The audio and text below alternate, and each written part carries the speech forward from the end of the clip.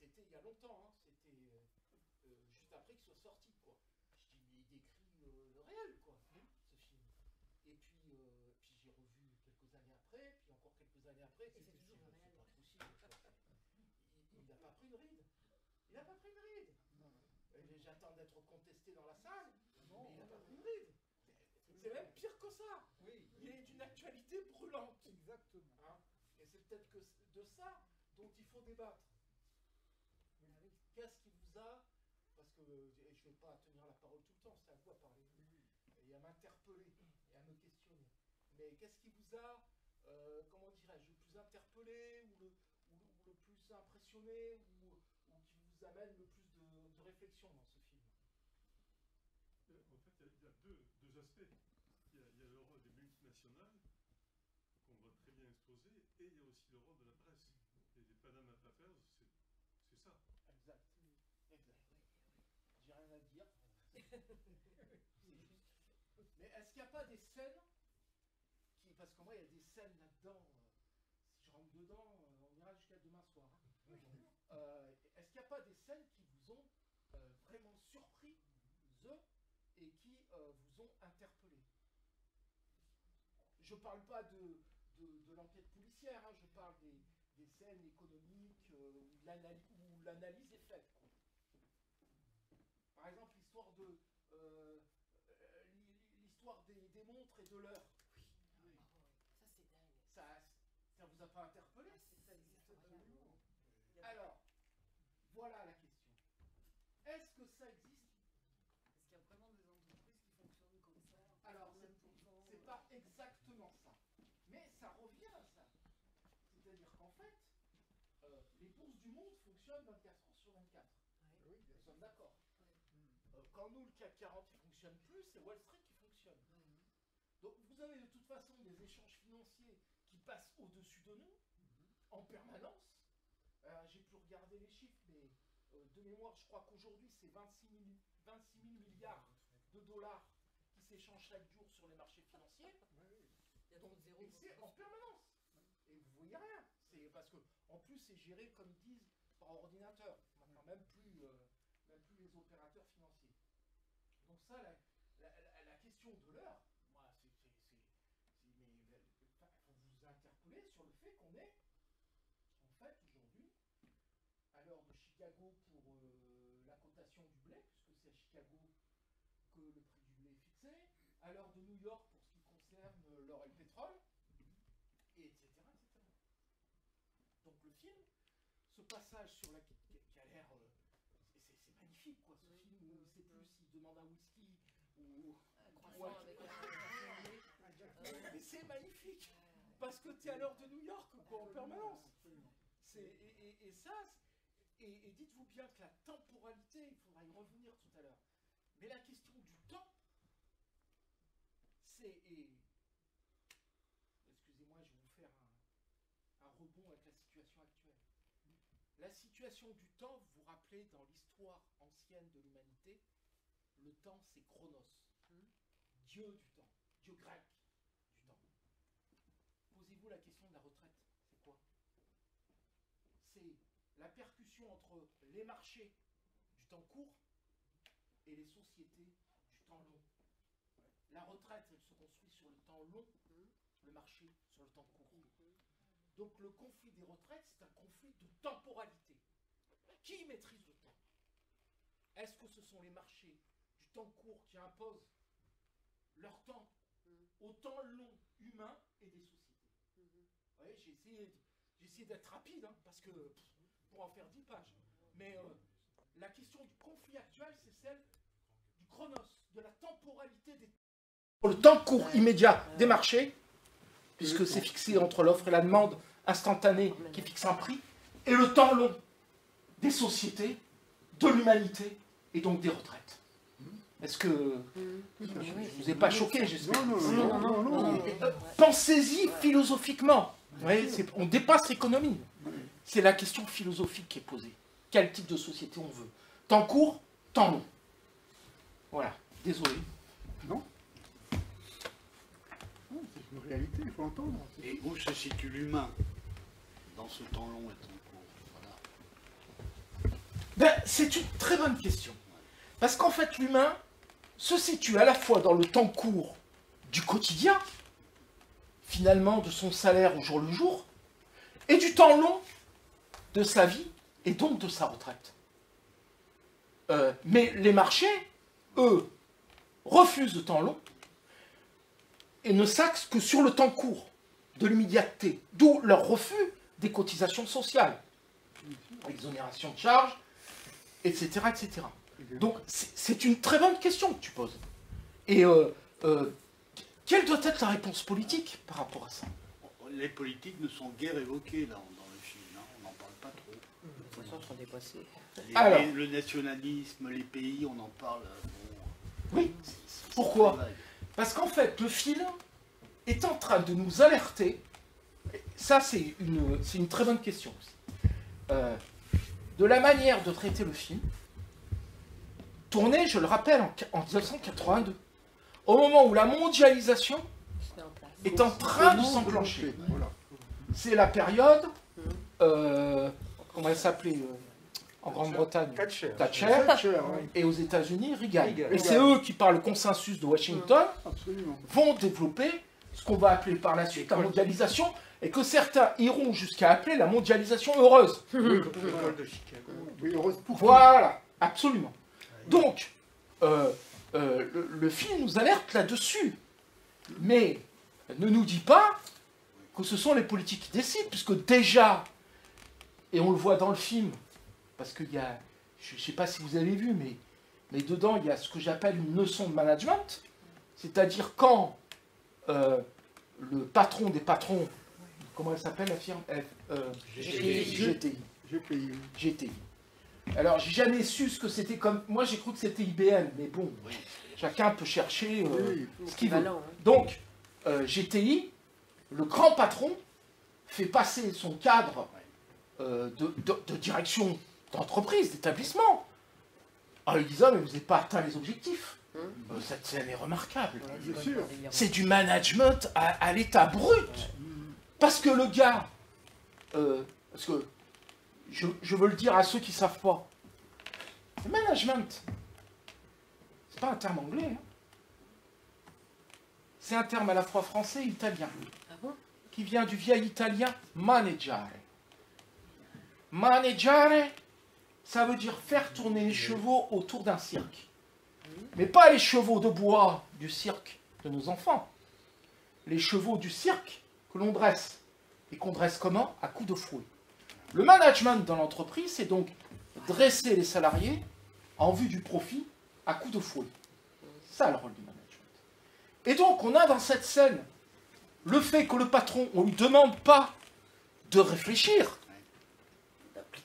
On lui demande d'appliquer les objectifs désignés par la logique financière qui est au-dessus.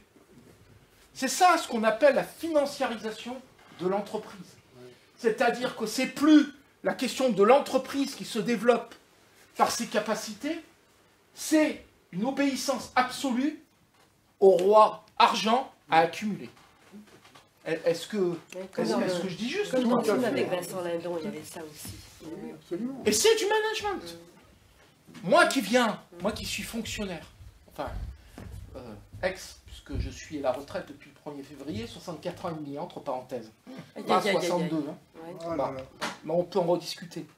Je vous le dis, les fonctionnaires n'ont plus aucune autonomie de réflexion, de pensée, de proposition.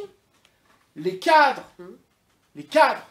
j'étais ingénieur, les cadres de la fonction publique territoriale sont obligés d'appliquer les directives qui viennent d'en haut. Directives qui sont des directives financières.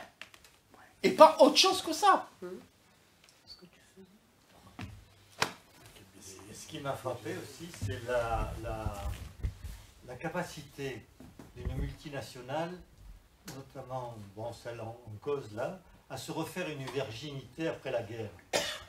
À tout moment, ils arrivent. Ça, c'est dingue. L'Oréal. À tout Vous moment, ils renversent vous mettez le doigt là sur un débat. J'ai pensé à Bayer en particulier, Oui, bon. Mais qui a tous. racheté Monsanto, Il y etc. en a plein. Mais vous savez que la question qui est soulevée dans le film, parce qu'il est aussi très intéressant sur cette question historique de presque long terme. On est sur les plans, ouais. C'est la question de l'articulation dans la Seconde Guerre mondiale entre la logique de soutien de certaines entreprises multinationales américaines à l'Allemagne nazie. Oui. Et ça a été une réalité. C'est pas un fantasme, hein. C'est une réalité. Ça existait. Et n'oublions pas que l'arrivée d'Hitler au pouvoir et la volonté planifiée, déterminée, définie, construite. Vous avez un roman là-dessus que je vous conseille qui s'appelle L'Ordre du jour. J'ai plus le nom du gars en tête, mais qui explique très bien comment les capitalistes allemands se sont réunis ensemble pour définir que ce soit Hitler qui soit élu. Bien sûr. Et il est arrivé au pouvoir démocratiquement. Oui. Il ne faut jamais l'oublier. Sidérurgistes, BMW, tout ça, bien sûr. Oui, Absolument. bien sûr. Ils se sont réunis Bien sûr. pour décider. Mais c'est une très bonne remarque. Hein. C'est la question de l'histoire. Et il n'y a pas de... Alors, ce qu'on peut dire, c'est qu'en 1945, les capitalistes... Bon, il faudrait définir les capitalistes, mais bon, on va considérer que tout le monde sait ce que On c'est. dû mettre en veilleuse, là. Voilà, ils l'ont mis en veilleuse parce que... Ils avaient Ils collaboré, avaient c'est comme ça collaboré. qu'on a Voilà. vu ces qualités D'où, sociales, d'ailleurs, Renault n'était pas nationalisation et prévu tout ça. en nationalisation Oui. Bien sûr. par le programme du Conseil national de la résistance, mais c'est De Gaulle qui, Ouais. pour punir Ouais. le patron de Renault, Louis Renault, aux efforts de guerre de l'Allemagne nazie, a décidé de nationaliser. Ouais. Bon. Et ça s'est passé dans beaucoup de pays qui ont soutenu l'effort de guerre nazi. Donc ça, il faut l'avoir en tête parce que, je suis désolé, je suis marxiste, hein, mais Marx a écrit une phrase, il nous dit « Celui qui ne connaît pas l'histoire est condamné à la revivre ». Exactement. Il faut comprendre que ce qui se passe aujourd'hui, dans les circonstances de notre temps, est en train de renvoyer... J'ai pas dit que c'était la même chose, hein. Non. Vous entendez ce que je dis? J'ai pas dit... c'est pas du copier-coller. Non, non, non. Mais renvoie à une période historique que nous avons connue. La meilleure preuve, c'est que quand vous apprenez aujourd'hui que la LDH est menacée de subventions Oui. par Darmanin, ça renvoie à l'époque où ils ont failli être... où ils ont été interdits. C'était le régime de Vichy.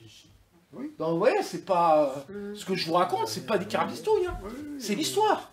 Donc cette question historique, elle est prégnante dans le film. Absolument. Elle est prégnante. Elle est sa matrice. Sa matrice. D'autres remarques? Oui, il y a une question que le film amène à se poser, c'est de savoir jusqu'à quel niveau, dans la pyramide des hiérarchiques, disons, entre le grand patron et puis tous les responsables pour les Directeurs pays, nationaux. etc., et puis en dessous, à quel niveau les gens sont au courant de, par exemple, l'histoire des 8, je ne sais plus combien, qui sont payés pour faire rentrer en Suisse, et qui sont revendus ensuite à 22. Là, j'avoue qu'on a du mal à croire que le responsable, qui est juste en dessous, le PDG, ne le sache pas, ce truc-là, quoi.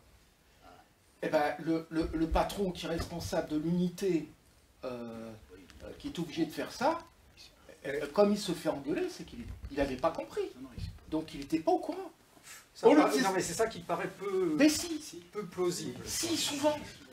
Vous avez un autre film avec... d'un coup, j'ai plus son nom. Dany, tu vas m'aider.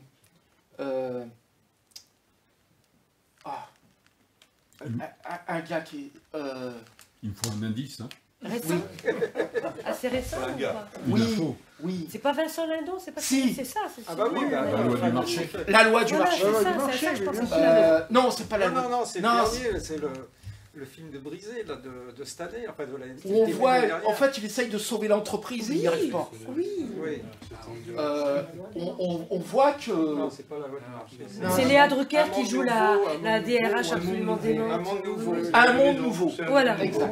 On l'a vu. Bah, on voit bien que lui, il fait tout ce qu'il peut Ouais.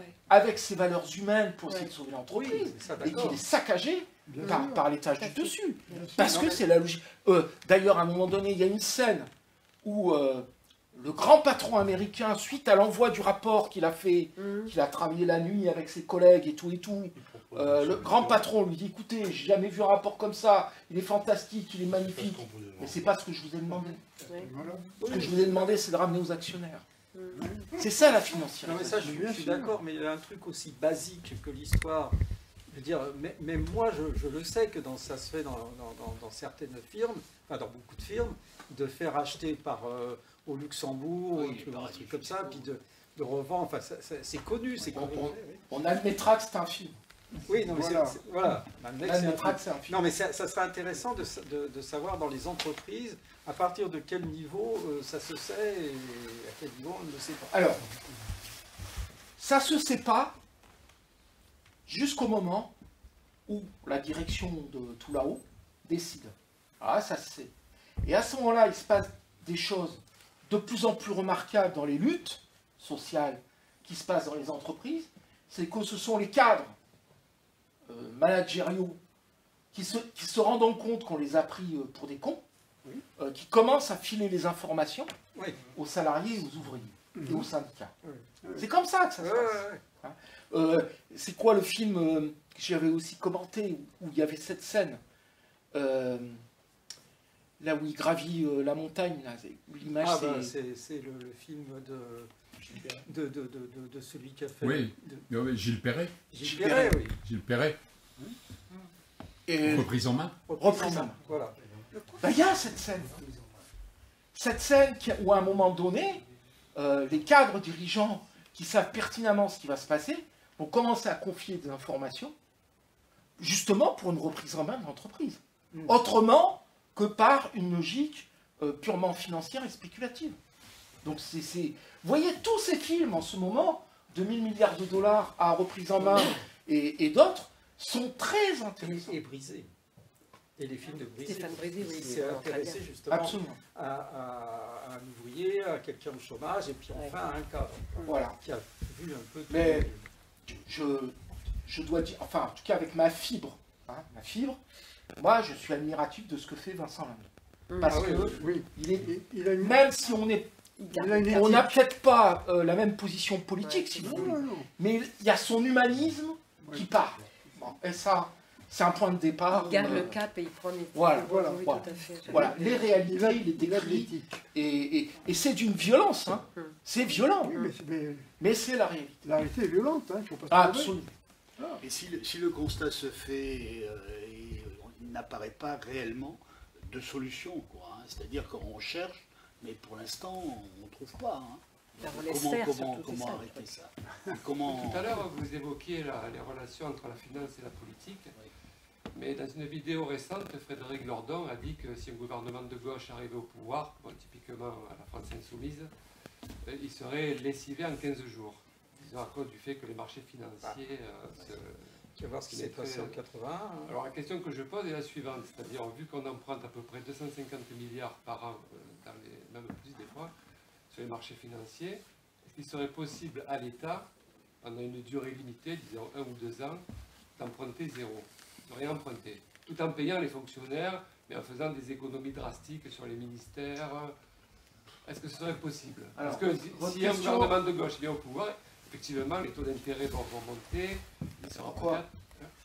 Alors, c'est pas obligatoire. C'est pas obligatoire. Votre question, elle mériterait de m'inviter une deuxième semaine parce que elle vaut quelque chose de quelques heures. Mais ça pose la question de ce qu'on appelle la dette publique. Bon. Enfin, la dette dite publique, qui en fait ne sont que des dettes du marché C'est artificiel. transférées à l'État. Mais oui. Voilà. Et c'est pour ça qu'on les appelle dettes publiques. Jusqu'en souvent, les gens de droite, je m'appuie sur eux, expliquent que depuis 1973, on n'a plus de budget à l'équilibre. Et pourquoi? Pourquoi? Parce qu'on est passé d'une logique monétaire à une logique financière. Quand je dis une logique monétaire, c'est que la monnaie est un bien public. C'est-à-dire on finançait tous les investissements des biens publics par l'intermédiaire du circuit du Trésor. C'est-à-dire que l'État empruntait à la Banque de France qui se refinançait au Trésor. Les lois bancaires de Et au moment 73, de la ouais. réalisation des biens, le Trésor se remboursait sur les remboursements de l'État à 0% de taux d'intérêt. C'est depuis, alors il y a une loi 73 jusqu'à Destin et 73, Pompidou. mais après, essentiellement développée avec la logique européenne, qui oblige les États non plus à s'emprunter à eux-mêmes, mais aux banques privées. Tout à fait. Voilà. Et c'est là où on passe de la monnaie, qui est un bien public au service de l'humanité, à l'argent. C'est les mêmes billets, c'est la même quantité, mais à l'argent, propriété du capital. Marx parle de l'argent comme étant le moyen d'exploiter les sociétés. Et pas de la monnaie dont il considère que c'est un outil au service des échanges entre les populations. Et ce qui a été fait en France, c'est développé après à l'Europe avec Maastricht et Voilà. tout ça. Je vous l'ai fait en... Mais Il c'est faudrait- possible pour un État de réemprunter. Hein? Pour un État comme la France, par exemple, dans un an ou deux, d'emprunter 0 € sur les marchés financiers. Vous partez parce que vous êtes déçus ou... Pas du tout, c'est juste que le temps passe. Mais on va aller boire un verre. Oh, On va faire. Voilà. il fallait le voir après. On va en boîte de nuit après si vous voulez nous suivre. Oui, C'est très intéressant en tout cas. Merci beaucoup pour le choix du film, ça m'a beaucoup plu. Je ne le connaissais Les pas. commentaires. Le film. Le film, je ne le connaissais pas. Ah bon? Ah ouais, je ne le connaissais pas du tout. Ah non, C'est remarquable. Je trouve qu'il y a des tourné en passages- 82. Hein. Il y a des Oui, passages non, qui mais sont, 81, qui sont vraiment étonnamment contemporains, comme vous l'avez dit. J'ai beaucoup aimé la discussion sur les prix de transfert aussi. C'était à montrer à des étudiants. Vous travaillez où? À la fac. Prof? Ah oui, je suis prof d'éco. Oui. Ah bah alors. Elle ne m'avait pas contesté, donc ça va à peu près. Il n'a pas osé. Je suis timide. Je vous souhaite une excellente soirée. Merci beaucoup. Au revoir. Bon, bah, c'est bien. C'est dommage. Non, j'aurais aimé discuter, parce que vous voyez, c'est là où ça aurait été intéressant, parce que je sentais interrogatif. Bon, Non, mais c'est- et vous dire, une aparté entre nous, vous ne direz pas. Hein. Bon. J'ai fait le cursus de l'université de Sciences Éco. J'ai fait 2 heures de marxisme en 5 ans. Hein. Alors, quand on vous dit après qu'il y a les islamo-gauchistes à l'université, et là c'est encore pire, il n'y en a plus du tout. J'ai fait 2 heures de marxisme en 5 ans d'université. Tout le reste c'était du libéralisme. Le pire qu'on apprenait c'était Keynes. Hein. Oh là là. Ouais, mais vous avez fait une réponse Quelle audace. extraordinaire à ces fameux ministres-là sur l'islamo-gauchisme. C'est dans... Où est-ce que j'ai eu ça? Mediapart ou je sais plus, ouais. Facebook? Non, je suis pas sur Non. Facebook. J'ai pas lu ça là-dessus. Ça peut être que Mediapart. Mais... Non, je suis pas Bon. sur Mediapart. Non, mais je sais oui, puis- Mais j'ai fait Sur la j'ai- réponse. sur Facebook. Point par point par Oui. rapport au fait d'être Oui. taxé d'islamo-gauchiste. Oui, Oui, Ouais. oui, ça j'ai fait. oui, voilà. Ça j'ai fait, je confirme. Et c'est- Vous pouvez lire Ouais, beaucoup de ça, choses ça, de super. moi.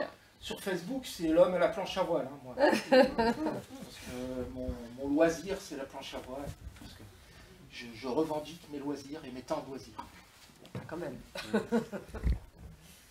Ce qui est terriblement d'actualité aussi, c'est le rôle de la presse. Hein. Vous avez raison. Parce qu'avec une presse qui est bien en cours, et puis bien installée, on va dire, et puis une presse, comme on en voit sortir, marginale. Indépendante. Enfin, La presse de Besançon a disparu. Courrier de besoin. c'est sans doute dommage. Le courrier de besoin. Le courrier de besoin. Le courrier de besoin. Et comment vous avez trouvé Patrick Dewaere dedans? Génial. Ça, c'est- oui. Ah oui. C'est le dernier film Ouais. qui soit sorti de son vivant. Ouais. Ouais, ouais, Eh Il y en ben, a c'est eu son un plus grand après, rôle. à sa mort, mais Ouais. de son Ouais. vivant, Ouais. c'est le dernier film qui soit sorti. Voilà. Là, il est remarquable. Mais c'est un rôle extraordinaire. Ça a été pour- C'est imprégné du Ouais. personnage. Ouais. Ça lui colle à la peau. C'est vraiment... Vraiment très bien. Et cette idée de mener selon une logique policière, C'est très bien construit. et cette idée aussi que en fait c'est une entreprise française qui se fait déposséder de ses connaissances en plus dans l'électronique. Mais vous avez regardez ce qui s'est passé avec Alstom aux États-Unis. Enfin bon, vous voyez, ce film est nourri Et près de choses qui sont remarquables. Et ouais, je l'ai pas vu ce soir. Hein, je connais. Justement, pour répondre à madame en disant est-ce que ça existe les histoires du temps, en général électrique à Belfort, ils sont obligés d'adapter leurs horaires de travail à partir des horaires américains, puisque leurs collègues sont en Allemagne. Et donc, ce ne sont pas que des cadres, il y a des femmes et tout, ils ont une obligation dans leur contrat de fonctionner avec les horaires américains. Alors, et ça, depuis déjà... pour aller dans votre logique, j'ai été, parce que j'ai pas été que... Je ne suis pas prof d'économie, moi, comme le monsieur qui est sorti là. Je suis un économiste de pratique, puisque je travaillais en collectivité locale, et je faisais ce qu'on appelle du développement économique local. Donc j'ai, parce que le métier, entre guillemets, d'économiste local, ça consiste, enfin dans les mairies pour lesquelles j'ai travaillé, en tout cas, qui étaient pour l'essentiel communistes, l'objectif c'était l'emploi. Mais pour l'emploi, il fallait travailler avec les entreprises, puisque sans entreprise, il n'y a pas d'emploi. Bon. Il m'est arrivé d'accompagner des entreprises. Mais quand je dis accompagner, c'est pas ce qui se passe aujourd'hui. Là, c'est pas accompagner ce qu'on fait. C'est se soumettre au profit. Moi, quand j'accompagnais des entreprises, c'est quand elles avaient des projets, je disais, mais dites-moi quel est votre projet, on va voir quel financement on peut vous obtenir. Et c'est comme ça qu'on montait des projets, mais qui étaient cofinancés. J'ai même eu une initiative, je vais vous dire. Bon, c'est pas pour vous dire que je suis un génie, hein, c'est pas ça. Hein. Non, mais écoutez bien. Il y avait dans la commune pour laquelle je travaillais, Blanc-Ménil, en Seine-Saint-Denis, le 93, il y avait WEA, Warner Music. Ah, oui. Ah, est-ce que c'est... oui, oui. Mais c'était il y a longtemps, hein, c'était au début des années 80. Bon. Et j'ai eu un collègue de la jeunesse, on avait un vieux CPC, centre de préparation culinaire, qui était abandonné parce qu'il y avait des nouvelles normes, pour un nouveau ultramoderne et tout. Et l'ancien CPC, le secteur de la jeunesse, est comme idée, non pas de le détruire et tout ça, mais de le reconvertir en atelier de musique pour les jeunes. Surtout dans le 93 à l'époque, où le rap commençait à se développer d'ailleurs. Il y a des groupes de Blanc-Ménil que vous connaissez. NTM, c'est Blanc-Ménil. Ah ouais. D'accord, hein, nique ta mère. Bon, pour être précis. Donc, je lui ai dit, bah, écoute, le projet public, il est vachement intéressant. On a une entreprise privée qui s'appelle Warner. Il faut qu'on écrive un courrier hein, au patron, en lui disant qu'on a un projet de transformation d'un atelier de répétition pour les groupes. Et ça peut peut-être l'intéresser parce que déjà à l'époque, et ça allait pas être un groupe américain, anticommuniste et tout ce que vous voulez, mais c'était pas ça la question. La question d'entreprise, c'est comme un surf. Vous savez, il faut prendre la vague. Donc, il faut anticiper la vague. Donc, il faut détecter les groupes au moment où ils naissent. Donc, les jeunes groupes. Si tu fais un studio de répétition pour musique, et que tu proposes à une entreprise de se mettre là, à ce niveau, de financer, et de participer en mettant à disposition des directeurs artistiques ou je sais pas quoi, je ne suis pas un professionnel du truc, moi. Ça peut marcher. Un courrier. 5 jours après, on a appelé. 3 jours après, on était reçu à l'entreprise. Ça a été le projet le plus cofinancé par des entreprises privées pour un projet public. C'est tout. Simplement, il faut inverser la logique des choses. C'est le capital qui a besoin de nous. Pas l'inverse. Pas l'inverse. C'est l'État qui a créé le marché, il faut le savoir. Ce qu'on appelle les villes libres. J'espère que je ne suis pas trop long, je ne vous embête pas. Et parce que ça sort du film. Mais ce qu'on appelle les villes franches. Vous voyez ce que c'est les villes franches? Vous savez d'où ça vient les villes franches? C'était des villes à franchise d'impôt royal. Et c'est comme ça qu'ont été créés les marchés. Donc sans intervention publique, il n'y aurait jamais eu de création de marché. C'est l'État qui crée le marché. Et en France, ça a été comme ça, mais dans d'autres pays, ça a été autrement. Mais ça a été la même logique. Les villes franches, ce sont des villes déconnectées de l'impôt. Et regardez aujourd'hui, que cherchent les entreprises? Être déconnectées de l'impôt. Exactement. Vous voyez, c'est la même logique. La même logique. Voilà, celui qui ne connaît pas son histoire est condamné à la relive. Belle phrase. Bon, j'espère que je ne vous ai pas embêté. Non, passionnant. Je vais essayer d'être rapide. Je viens d'une multinationale du médicament. Oh, Sanofi? Bien avant. Pfizer. Ah, La même, qui a repris, qui a tout racheté après, Ouais. avec l'aide de l'État. Qu'on appelle Saint-Lofric aujourd'hui d'ailleurs. Voilà. Oui, voilà, Saint-Lofric, Bon, oui. au début, elle s'appelait Roussel-Uclaf. Ah oui, oui, oui. J'ai Ouais. travaillé à Roussel-Uclaf. Ça a été repris par Ron Poulenc. Exact. Ça a été repris par Huxt Marion Roussel. Exact. Avec des accords de l'État. Toutes ces entreprises-là ont repris les brevets. Exact. Pour plumer l'entreprise. Et c'est une fois que ça a été bien essoré que ça a été vendu au plus petit, qui était Sanofi, avec un accord de l'État. Alors il y a eu Huxt, il y a eu Huxt Marion Roussel, il y a eu Ron Poulenc, et à chaque fois avec des contraintes sur le personnel, bien sûr, sur l'encadrement, bien sûr, sur des diminutions de frais, et où ça s'est soldé à chaque fois, à chaque étape, avec un cabinet qui est magnifique, qui s'appelait déjà le cabinet et qui a demandé à l'époque de faire 30% de réduction de frais. Et l'histoire que vous racontiez dans Un monde nouveau, ben, je l'ai vécue entièrement. C'est-à-dire qu'on avait des patrons qui ont essayé de nous sauver en nous faisant travailler beaucoup plus, pour beaucoup moins cher. Et à la fin de ça, ben, c'est le matériel qui a été vendu. Et voilà. Et je suis passé dans une autre entreprise multinationale qui a reproduit à peu près le même phénomène, à la différence que ça se comprend. Vous parliez, monsieur, que les cadres étaient bien au courant de ce qui allait se passer. C'est exact. Hein, dans le sens où on nous a dit au départ, c'est une entreprise qui vit comme ça, qui a toujours un échelon d'avance, en ce sens qu'elle a été leader dans les vitamines, qui a vendu les vitamines au moment où ça commençait à baisser de rentabilité, qui a réinvesti à chaque fois dans des produits novateurs, le sida, etc., et bien d'autres produits, puisque cette entreprise-là, elle s'appelle Roche, et qu'elle est maintenant, quand j'y suis rentré, elle était 11e mondiale. Il faut dire que c'est la seule entreprise chimique qui est encore personnelle, c'est-à-dire c'est capitaux privés, hein, une famille qui tient le management et qui a, même si c'est plus elle qui dirige, mais c'est elle qui détient la majorité, comme Bettencourt pour L'Oréal, hein, c'est le même principe.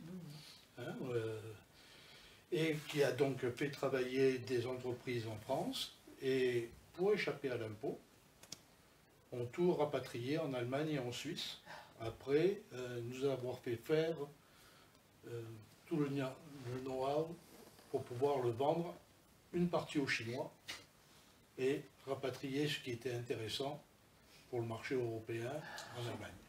Voilà.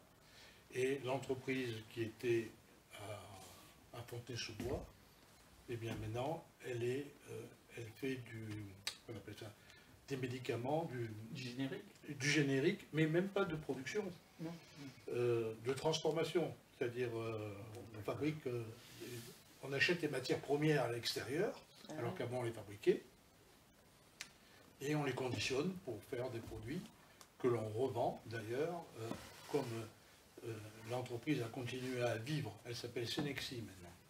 Elle a continué à vivre parce que Roche a financé une partie des commandes pendant un certain temps, qui a permis donc de continuer, et ça vivote.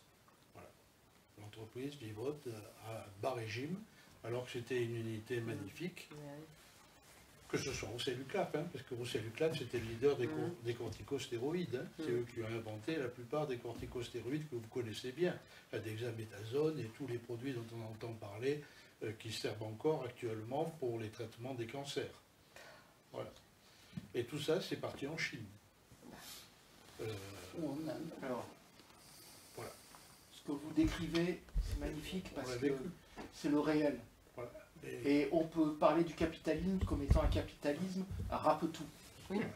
Alors, pour répondre à madame du départ, les réunions avec le cabinet puisqu'il ne fallait pas entraver la production, elles avaient lieu entre minuit et 2 h du matin. Oh.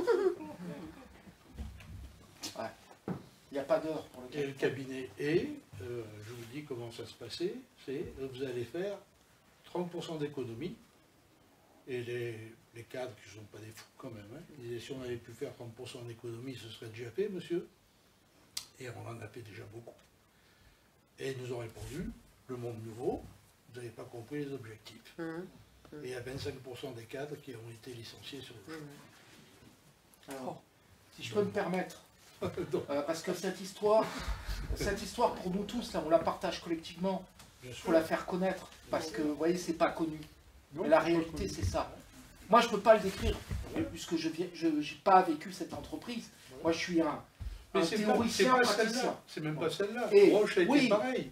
Ça a été vendu à Southwest mais au-delà, en Inde et en Chine. Hein. Il faut qu'on réfléchisse sur l'articulation entre capital et service public. Observez que l'entreprise Sanofi est la numéro 2 ou numéro 3 mondiale actuelle de la pharmacologie. Que dans le même temps, elle a vendu tout aux Chinois, puisque même l'aspirine, on est obligé de l'importer. Bon. Les gants, je ne vous en parle pas, les blouses, vous avez vu le bordel, etc. etc. Donc, tout vient d'ailleurs. Mais Sanofi, au début, et Roussel-Uclaf, ça vient d'où? Eh bien, ça vient de la sécurité sociale. Il n'y aurait pas eu la sécurité sociale qui remboursait les médicaments. C'est ça le principe. Hein. La sécurité sociale, vous êtes malade, vous avez des médicaments, vous prenez vos médicaments, vous ne les payez pas, et c'est la Sécu qui paye à votre place. Et qui paye qui? Les labos de pharmacologie. Tout le développement de Sanofi est dû à la sécurité sociale. C'est donc le communisme concret. Je vous parle de communisme concret, puisque c'est non seulement c'est un communisme qu'il a mis en place, mais avec cette philosophie de gestion qui était chacun finance selon ses moyens et reçoit selon ses besoins. Voilà. Et pas l'offre et la demande. Bien sûr. Vous voyez la différence? Comme les tests. Et bien c'est ça. Et ben c'est ça qui a fait Sanofi. Vous comprenez ce que je veux dire? C'est l'argent public. Ce qu'on a absolument, c'est donc que ce qu'on appelle la dépense publique n'est pas une dépense, mais un investissement de la société pour elle-même. Comme pour la recherche, c'est le public qui finance. Absolument. Et c'est eux qui ramassent la galette. Absolument. Voilà, je ne vous dis pas le CICE. Ah oui, bon, alors ça, oui. Voilà. Mais merci de votre témoignage parce que il est à la fois poignant, mais dans le même temps, il faut que chacun comprenne. C'est du réel. C'est pas de la théorie Fabrice Aubert. C'est du réel. Et le cinéma peut beaucoup là-dessus. Regardez pour la syndicaliste, là. Cette affaire d'État qu'on a complètement étouffée chez Areva.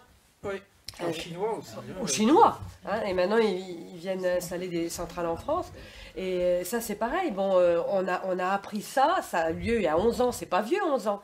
L'affaire d'État qui a été complètement étouffée. Avec Proglio, Jury, ils sont cités dans le film. C'est pas français, ça, le fait de citer... Les Américains ont l'habitude de citer des noms comme ça dans les films. En France, on fait pas ça. Les noms sont cités à plusieurs reprises dans le film. Aucun des deux n'a bien évidemment... été poursuivi. Râlé pour calomnie, etc. Parce qu'ils savent très bien que c'est vrai, ils sont dedans. Et voilà. Et le cinéma peut beaucoup. Là, un film comme ça, c'est extraordinaire. 1000 milliards de dollars, c'est... Ah oui, un film comme ça devrait passer dans les lycées. Hein. Ça n'a pas pris une ride. Ah non, non. Peut-être qu'on va terminer, je ne sais pas, j'attends... Je voudrais, pour terminer, vous alerter sur une chose. Je ne savais pas comment y venir, mais c'est ton intervention qui va me permettre de le faire. Vous avez vu, c'est une alerte politique, hein, mais c'est une alerte citoyenne et de grands dangers actuels. Vous avez vu que vous avez eu une élection partielle qui s'est passée en Ariège. Oui. M'en fous d'élection. Je vous dis, c'est pas chacun il vote ce qu'il veut, à la limite. Bon. Le résultat des courses, c'est que vous avez eu ce que Raffarin lui-même, je le cite, a appelé un front républicain anti-France insoumise, anti-NUPES, excusez-moi, qui s'est constitué. Alors que le front républicain qu'on vous a appelé en 2022 à voter au second tour, c'était contre Le Pen. Et là, l'alliance était tous derrière le faux visage de la social-démocratie, je ne sais plus comment elle s'appelle, on s'en fout. Bon, ça c'est le premier point.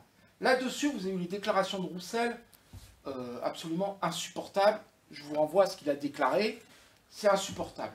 S'il rajoute après ça, le fait que vous avez eu aujourd'hui, je ne vous parle même pas de la manif, hein, qui a produit encore des résultats.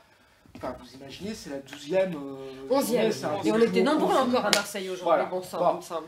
Donc, je ne vous parle même pas de ça. Mais aujourd'hui, 3 décisions gouvernementales. 1. Le ministre de l'Intérieur, Darmanin, met en cause la LDH dans ses modes de financement pouvant être mis en cause. La LDH a été créée en 1880 dans ces eaux-là. Au moment de l'affaire Dreyfus, elle a été interdite par le régime de Vichy. Est-ce que vous voyez le renvoi historique? J'ai pas dit le copier-coller. J'ai dit le renvoi historique que ça fait. Le deuxième truc qui a été fait, c'est que les députés NUPES qui ont chanté la Marseillaise, je crois que c'est le 7 mars, si mes souvenirs sont bons, ou après, sont condamnés par le bureau de l'Assemblée nationale, puisqu'ils ont chanté la Marseillaise. Et troisièmement, vous savez que vous avez une pétition initiée par un citoyen sur la question de la demande de la dissolution de la Bravem, qui avait obtenu en une dizaine de jours, je crois, à peu près 250 000 signatures, ce qui était du jamais vu. Un citoyen, hein, pas un parti politique ou un mouvement. L'Assemblée nationale a décidé d'arrêter la pétition. Donc, je vous demande de réfléchir à ces 3 événements dans la même journée, qui posent la question de la survie de la démocratie, et de la liberté. L'état policier qu'on a. Hein. Parce que même la pétition, même si elle avait obtenu 500 000 signatures, ce qui était le niveau qu'il fallait, n'aurait engendré qu'une discussion au sein de l'Assemblée nationale avec un éventuel vote sur la possibilité de dissoudre, pas plus. Même ça, ils n'en veulent pas. Ils en veulent pas. Non, rien. Donc je vous alerte, parce que le fascisme, c'est pas quelque chose qui arrive du jour au lendemain. Tout à fait. C'est un processus. Et dans lequel, après, on voit rien au début.